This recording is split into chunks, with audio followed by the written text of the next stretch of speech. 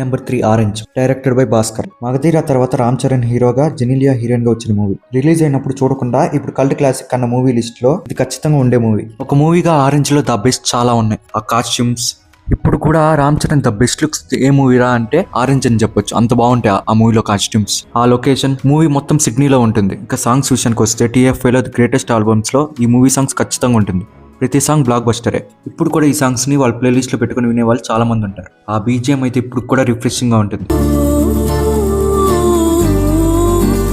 But happy ending love stories కి అలవాటు పడిన తెలుగు ఆడియన్స్ కి ఈ మూవీ టోన్ డిప్రెసింగ్ గా అనిపించింది. హీరో నిజం మాత్రమే మాట్లాడతా అనే ఐడియాలజీ జనరల్ ఆడియన్స్ కి కనెక్ట్ కాలేదు. అసలు అప్పటి వరకు రిలీజ్ అయిన అన్ని లవ్ మూవీస్ లో లేని ఒక కాన్సెప్ట్ ఒకసారిగా ఎక్స్ప్లెయిన్ చేయడంతో, ప్లస్ మగధీర తర్వాత రామ్ చరణ్ ని అంత క్లాస్ గా చూడడంతో రిజల్ట్ చాలా తేడాగా వచ్చింది. అదే మూవీ కొన్ని ఇయర్స్ తర్వాత రిలీజ్ అయి ఉంటే రిజల్ట్ వేరేలాగా ఉండేది. చిరుత, మగధీరతో హిట్ కొట్టిన రామ్ చరణ్ కి ఈ మూవీ కూడా హిట్ కొట్టుంటే హ్యాట్రిక్ హిట్ అయ్యేది.